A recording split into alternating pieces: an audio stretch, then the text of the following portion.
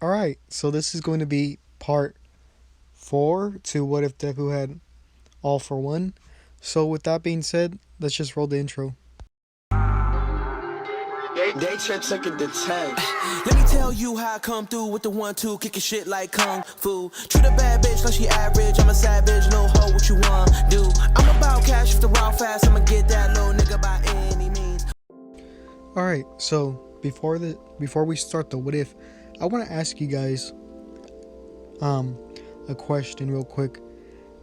Right now, I want to kind of diversify my content on my channel, and I've been thinking of doing some sort of reviews. Nothing too analytical, more like just my personal opinion on things. So I want to do like reviews on different animes and like maybe like music and like things like albums. So if I remember to, I'll put a poll on this video, and then you guys can vote on if you guys want me to do that or stick to what ifs, because I really want to, do more than just what ifs. So people who want to hear my voice or who want to hear my opinion on things can have more than one just source of content. And I know that that type of content on my channel probably won't get as many views as my what if videos, but I just want to try and do other things other than just what ifs. So I just wanted to know you guys' opinion on that. So let's get into the actual what if. So in the last part, we actually got done with the USJ. So in this one, we're going to do the week before the sports festival. So we're gonna have to, they're gonna have to train and things like that, right? But before all that, we actually have to, set up the scenario, right?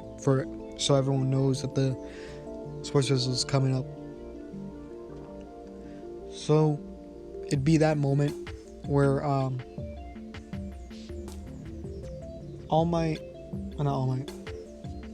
they'd be in class, the entire 1A would be in class, and Aizawa would tell them that in a week from now the sports festival is going to happen, and this is a good chance for you guys to show off your powers. And I think he would say something to Deku and say, Midoriya, try to hold back a little, because he knows that since he has so many quirks, he's almost guaranteed to win. So Midoriya kind of acknowledges him. So we get later on to the day. All Might kind of asks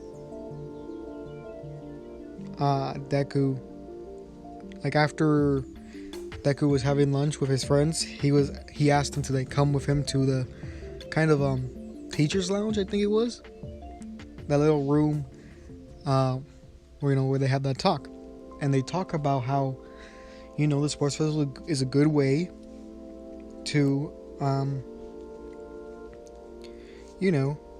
get exposure, right? So you gotta try your best. And All Might asks Deku, do you really want to reveal your quirk to the public? And Deku says that, yeah, eventually it's going to come out, so I want to be the one to actually tell people. And All Might says, alright, I'll support you in any way I can.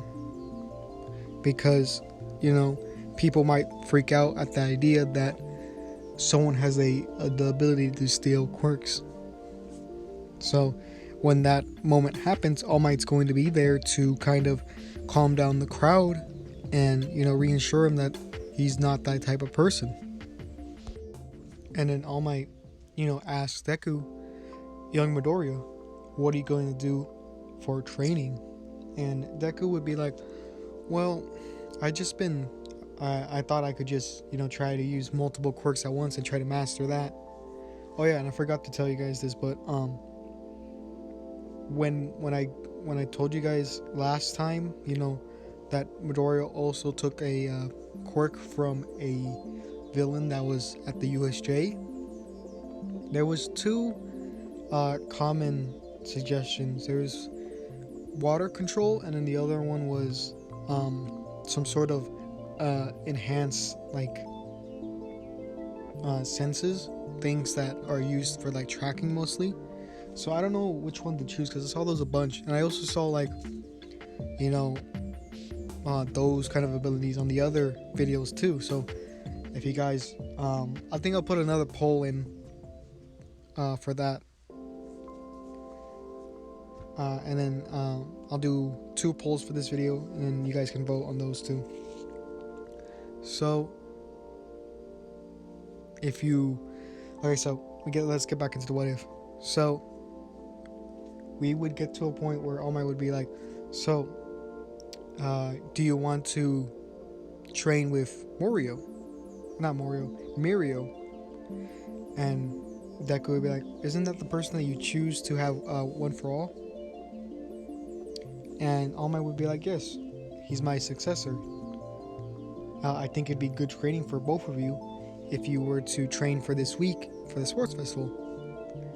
And Deku would be like, all right, what's his quirk? And I don't remember the name of it, but it's like he's able to go through walls and things like that. They don't call it intangibility. They describe it as like him glitching in a game. So I don't know. So All Might would explain to Deku what this quirk does and how it's used, and he'd be like, all right. So the next week, they're just doing heavy training. They're just like doing a lot of combat training, because Mirio, since he has one for all, he's a lot faster and a lot stronger with his hits. And Deku, even though he has shock absorption, there's still a limit on what he could absorb. So he would still feel pain from Mirio's punches, since Mirio himself is already pretty strong, and for some reason he was able to hurt Kirishima, even though Kirishima has a hard-eating quirk. And it's like, that doesn't really make sense, since Mirio doesn't have like super strength. So it doesn't make sense that Kirishima was like hurt, unless I'm pretty sure Kirishima like hardens his entire body and not just like his arms and like face. So it doesn't make sense that Mirio was able to do that. But anyways, with that ran out of the way, so they just spend this entire week trying to like fight each other. And it's very hard for Deku to actually do this, since Mirio's really unpredictable. So he has to rely on his quirks to kind of beat him. And since it's like the perfect way to like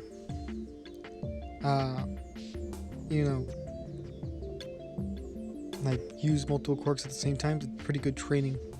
Eventually Deku would adapt to his fighting style, since he does have that quirk Taskmaster. So he would find out how to actually like go against it, but it takes longer than usual, because most of the things that Mirio is doing is underground, and because of the nature of his quirk, sometimes it's hard to tell when he's going to use his intangibility.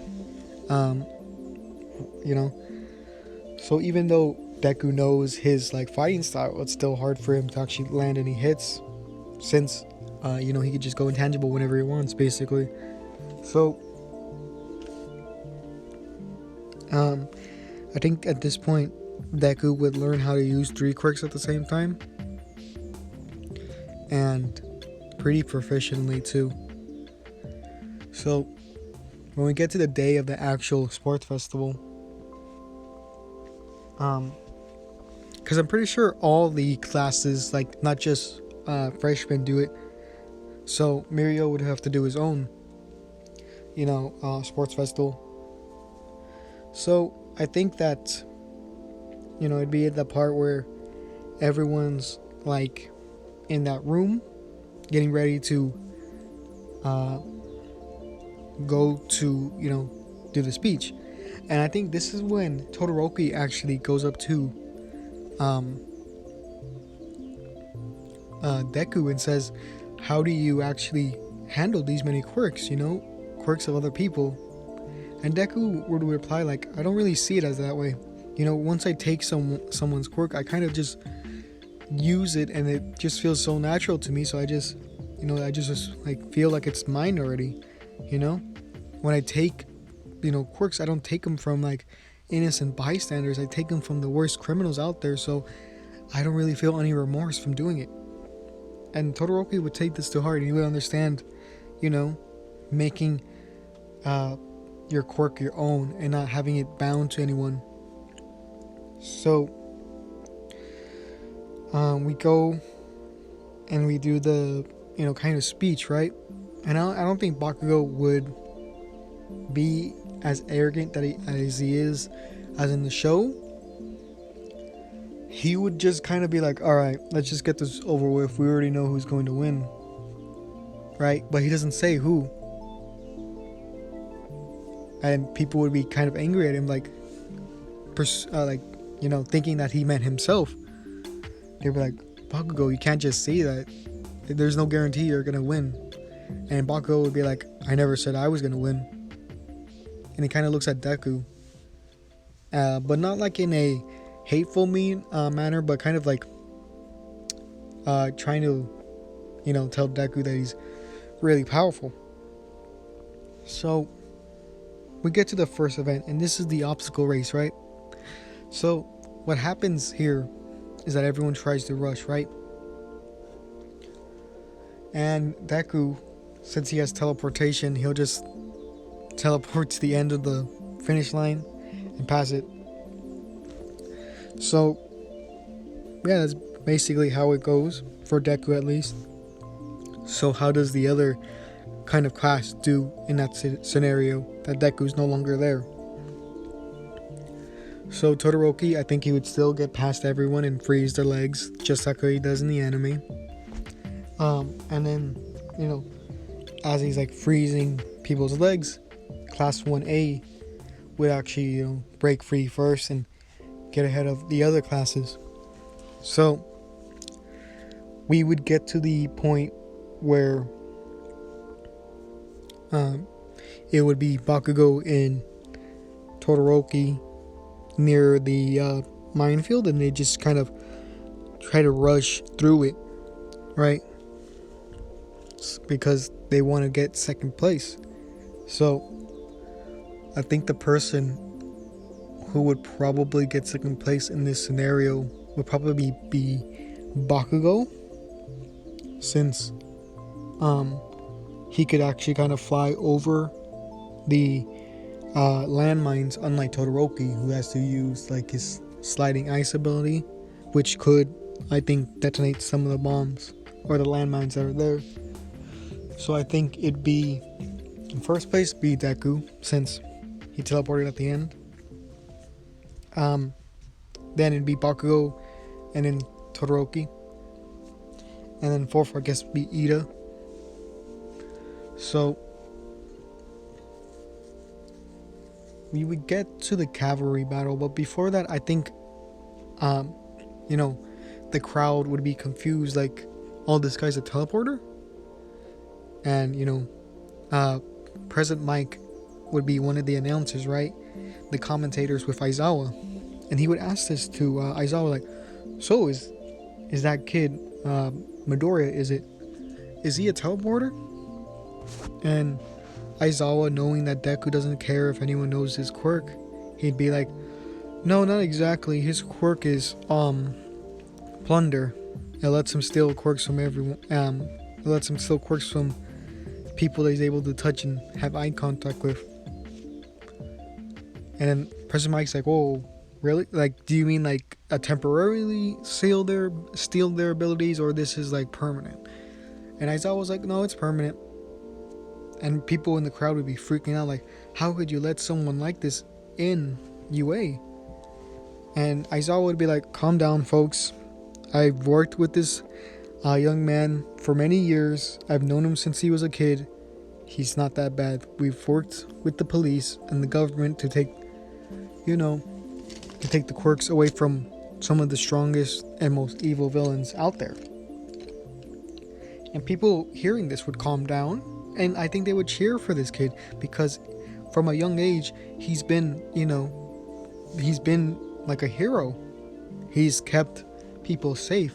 And I think the crime rate in My Hero would be slightly lower than it is in canon because of this fact that the government has the ability to take away your quirks, so criminals would be less inclined to do things like that.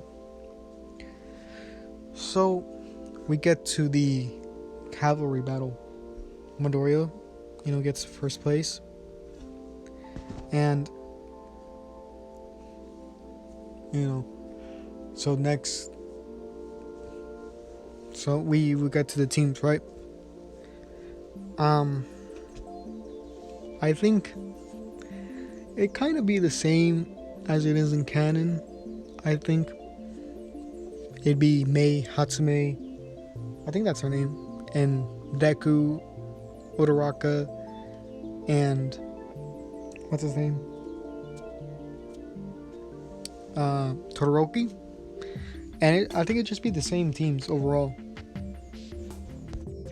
Everyone would try to go for Deku because since he has the highest score, which is about I think 10 million, if I remember that, because I remember getting a comment about it, but I don't really know if that's the right number. So Deku has no difficulty defending his headband, because whenever people get close, he could just teleport away, or it could slow down time to get away. And I think he'd still be the top person that's in the in that little he'd be the one wearing the hairband. That's what I mean. And things would go as they do in canon, because I don't see a reason why it wouldn't. So let's get on to the fights. So most of the fights would be the same. Ojiro would still warn Deku about Shinso, and since Deku's been around many villains, I think he'd know not to speak, because sometimes there's been villains whose quirk activates through speaking, so he doesn't speak to Shinso. He just kind of he slows down time and kind of pushes him off the arena, and that's basically how he wins that fight. And he tells Shinso, I know that you've been trying super hard to get into one of the hero courses, so let me make a deal with you. If if I ever get another quirk that's good, I might give it to you, so you could prove to yourself or prove to the world that you could still be a hero despite having that quirk, because it doesn't really matter what type of quirk you have, it just matters how you use it. And I'm only giving this this extra quirk to you so you could have that confidence, and not only that, but have more than one quirk to rely on. So you guys tell me what quirk you want to give Shinso, and we'll give it to him. So we get to the next fight, which would be Todoroki versus Deku. So I think in this one, Todoroki would be less hesitant to use his fire side. So he would use his ice as defense, and whenever Deku got close, he would use his fire. But Deku knows how to use fire and electricity and all these other quirks, right? And before anyone comments, ice is not a good conductor of electricity. Water is, but not ice. I know it's weird, but it just works like that. So he can't just like shoot the ice with his electricity and have it like go to Todoroki, because it's not gonna work. Ice is not a good conductor, which is weird since it's it's still like water but just frozen. So in this point, I think Deku would kind of use his like fire clones to like kind of surround Todoroki, and Todoroki would use his ice to kind of counter this. Todoroki would get a few of them, he would like defeat a few of the clones, but over time it would just overwhelm him, right? And I think these clones would just push Todoroki out of the ring. So that's basically how that fight would go, because Todoroki just doesn't have enough power. I guess I don't know how to explain it. It's just that Deku has too many clones and just overwhelms Todoroki, if that makes sense. So we get to Bakugo versus Deku. So in this fight, I think Bakugo would try to rush Deku, but Deku already knows Bakugo's fighting style, so he'd be easily able to dodge it. So this is when Bakugo changes it up. Instead of going directly for Deku, he would actually do the thing that he does in the anime versus that he does with the hero versus villains, where he blows smoke in Deku's face and then goes behind him. But then this is when Deku would activate his time ability to slow down time, and then he would look at Bakugo and just move out of the way, and Bakugo would be very shocked, right? So not seeing any other options, I think Bakugo would use a howitzer impact, which is that move that I use in the anime where he just like spins around as he's like exploding. And Deku, what he would do is that I think he would, this is when he uses all three different quirks.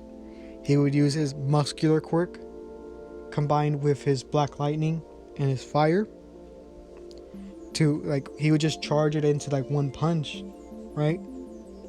And just go with the hit, and he'd just be super concentrated, and he would hit Bakugo as he's flying towards him, and I think Deku would be standing up after this hit. His clothes would be burnt and things like that. He'd still be injured since not only was there a great impact, shock, a shock wave, even though he has shock absorption. I don't think the shock wave would hurt him that much, but I think what would really hurt him would be the heat and the things like that, right? So he'd be a little bit injured, not really much. I think he might be a little bit bruised, but that's kind of not bruised, but a little slight burns, right? So we get to the point where All Might's actually giving out the the medals. He's giving it to everyone, right? And he tells Midoriya you did a fine job, keep up that attitude and that work ethic, and one day you'll be a great hero. He kind of says the same things to Bakugo and Todoroki, since Todoroki, since they didn't really do that many mistakes as they did in the anime. So as this is happening, the people that are seeing this on air would be the League of Villains and All for One. So they don't really care for Bakugo in this one, because Bakugo isn't like raging as he is in the anime. So we'll just end it right here. We're almost at 500 subscribers. I really appreciate that. So like, comment, subscribe, and I'm gonna do a Q&A at 500. I really appreciate all the support I've been getting. I just did a Black Clover What If, so if you haven't seen that, go check it out. And with that being said, I appreciate all the support, and this is the end of the video. So yeah,